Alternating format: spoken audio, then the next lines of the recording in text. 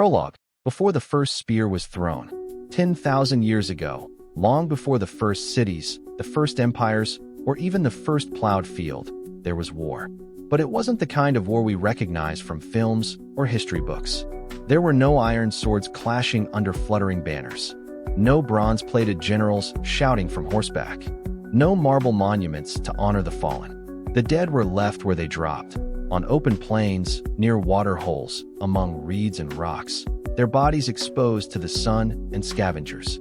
One such place was Lake Turkana, in what is now northern Kenya. Then, it was a rich and fertile oasis, a paradise for early humans. But beneath its shimmering waters and grassy shores lay a secret buried for 10 millennia, waiting to challenge everything we thought we knew about our peaceful, foraging ancestors. A discovery that shattered the myth. In 2012, a team of archaeologists led by Dr. Marta Mirazan-Lar of Cambridge University arrived at a site called Prehistoric, near Lake Turkana. Their goal was modest: to examine ancient sediment layers and uncover the daily lives of prehistoric hunter-gatherers. What they found was something else entirely. Scattered across the dry earth were the remains of 27 individuals, men, women, and children. Some were nearly complete skeletons. Others were partial, disturbed by the passage of time. But the clues etched into their bones told a terrifying story. These people had not died of age, accident, or disease. They had been butchered. One man had an obsidian blade still lodged in his skull. Another had a shattered cheekbone and broken ribs. A woman, heavily pregnant, had her wrists bound and her body twisted unnaturally. Infants lay nearby, too young to walk, too young to speak, but not too young to be murdered. This was not a hunting accident. This was not a ritual. This was a massacre. And it may have been one of the first organized human acts of group-on-group violence ever discovered. Myth versus reality. The peaceful savage? For decades, scholars debated whether early humans were inherently violent. The prevailing narrative, especially in the mid-20th century, painted our ancestors as noble savages, small bands of egalitarian foragers who lived in harmony with nature and one another. Violence, many believed, came later with the invention of agriculture, private property, and complex hierarchies. But the bones at Prehistoric whispered otherwise. Here were nomadic people, without permanent villages, wealth, or farmland, attacked not for territory or trade routes, but for reasons that remained deeply human and hauntingly familiar. Perhaps it was revenge, or jealousy, or fear, or the simple, primal desire to destroy a rival group before they could become a threat. And this wasn't an isolated event. It was part of a pattern stretching back hundreds of thousands of years. Rewind, a murder in the darkness 400,000 years ago. Let's travel further back. Long before Homo sapiens even existed, deep within the caves of northern Spain, a different species walked the earth. In the limestone depths of Cima de los Huesos, the pit of bones, archaeologists unearthed the skull known as Cranium 17. It belonged to a member of an early hominin species, possibly Homo heidelbergensis, and it bore a signature of something chillingly familiar: two distinct fractures to the forehead. Forensic analysis revealed these injuries came from the same weapon, delivered in two separate strikes, likely in a face-to-face confrontation. This was no accident, no fall, no predator attack. This was murder, and it may be the oldest known case of deliberate killing in human prehistory. It tells us something vital. The roots of interpersonal violence reach deeper than language, deeper than agriculture, deeper than civilization itself. Blood on the grass. How the Prehistoric massacre unfolded. Return now to Lake Turkana. Imagine the scene. A small band of foragers, perhaps 24 people, are camped near the water's edge. They fish, gather edible plants, maybe roast meat over an open fire. Children chase insects among the reeds. A woman feels the weight of her unborn child shift inside her belly. Then shouts. Movement. A flurry of shadows. The attackers do not speak. They carry weapons not made for hunting. Obsidian-tipped arrows, clubs of different sizes, stone blades. They did not stumble upon this camp. They came for this. The people try to flee. Some fight back. Some beg. Some are caught and bound. The children cannot run fast enough. The attackers show no mercy. By the end, 27 people are dead or dying. There are no burials. No rituals. The bodies are left where they fell, testament to a violence so raw, so deliberate, that even the land seems to recoil. The puzzle of violence without scarcity. Here's what makes this massacre especially perplexing. The region around Naderich was lush. Archaeological analysis shows the land was rich in game, fish, and edible plants. These people were not starving. They were not desperate. There was abundance, not scarcity. So why kill? Some theories suggest competition, not for food, but for mates, or status, or the elimination of a rival group. Others suggest it was simply opportunistic violence, one band taking advantage of another at rest. Whatever the cause, the method was clear. This was organized. The presence of multiple weapon types, the targeted killing of vulnerable individuals, and the use of tools not associated with daily foraging all point to a planned attack. The critics speak. Was it really war? Not all scholars agree. Some, like anthropologist Christopher Stojanowski, have challenged the interpretation of Naderich as a massacre. They argue that some injuries might have occurred after death, or that natural forces, like soil pressure, scavengers, or geological movement, could have altered the skeletons. Moreover, the fact that many bodies were found relatively articulated, still connected, and in place suggests they weren't scattered in a panicked frenzy. But these objections, while important, do not fully erase the horror etched into the bones. The binding of hands, the arrowheads embedded in skulls, the crushed ribs and shattered jaws. These are not natural phenomena. They are human actions, deliberate and deadly. Whether we call it war or murder, the conclusion is the same. Violence is as old as humanity itself. A world without swords. Before there were swords, before shields, before war horses thundered across battlefields, there were stones, and sticks, and hands wielding them with intent. To understand prehistoric conflict, we have to abandon everything we think we know about war. There were no fortresses, no siege engines, no metal armor. But what our ancestors lacked in metallurgy, they made up for in ingenuity and lethality. Their tools were not crude. They were calculated. Their weapons were not decorative. They were deadly. And some of them changed the course of human evolution. The spear, up close and personal.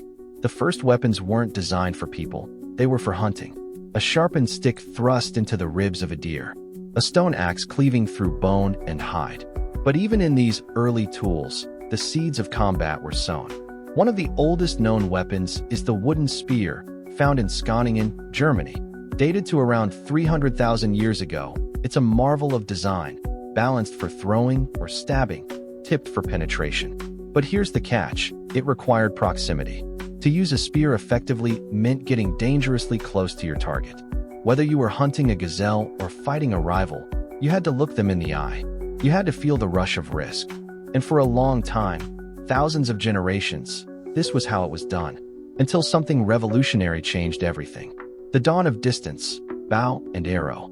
Fast forward to around 54,000 years ago in what is now France, at a site called Grotte Mandrin.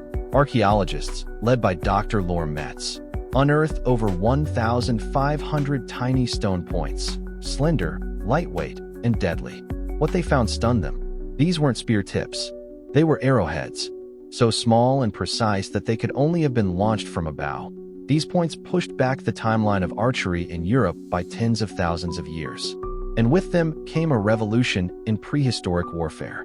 Because for the first time in human history, it became possible to kill from a distance. Why distance matters in violence. The invention of the bow and arrow changed everything, not just for hunting, but for human conflict. It made killing easier, less risky, more efficient. You no longer had to close the gap. You could attack from behind cover. You could ambush from afar. You could kill without warning. And crucially, bows were more accurate than hand-thrown spears, easier to carry, and you could carry many arrows. More accessible, not requiring brute strength. Adaptable for multiple uses, hunting birds, fish, or people. As Metz and her team noted, about 30% of the stone points weighed less than 1 gram, making it impossible they were used with any tool but a bow. The sophistication involved was staggering.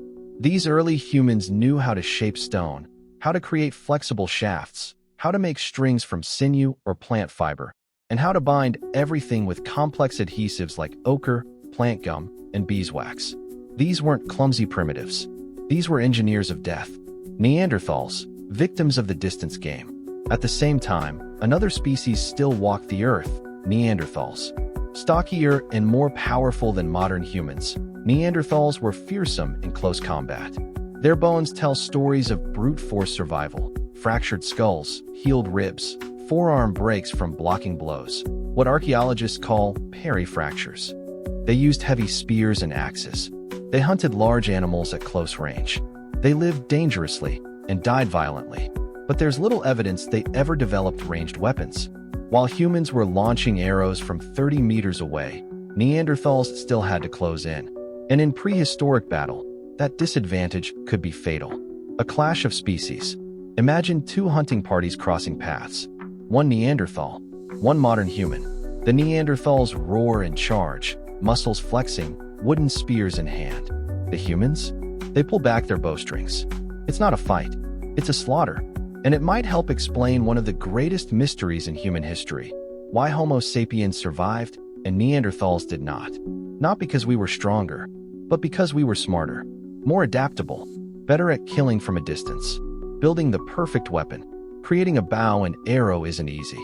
It requires knowledge of material science. Which woods bend but don't break? Which stones shatter on impact versus penetrate? How does string tension affect velocity? It also demands a grasp of physics, projectile arcs, energy transfer, weight distribution. Even something as seemingly minor as attaching the point to the shaft involved innovation. Neanderthals mostly used pine resin, a natural glue. But early modern humans mixed ochre, gum, and wax to create a stronger, more flexible adhesive. The result? A weapon that was faster, lighter, deadlier. And it could be mass-produced. A prehistoric arms race. As humans spread across the globe, their weapons diversified. In some regions, they developed atlatls, spear throwers that amplified arm force and added range. In others, they refined composite bows, made from horn, wood, and sinew, which packed enormous power into a compact frame. This wasn't random invention. It was a prehistoric arms race.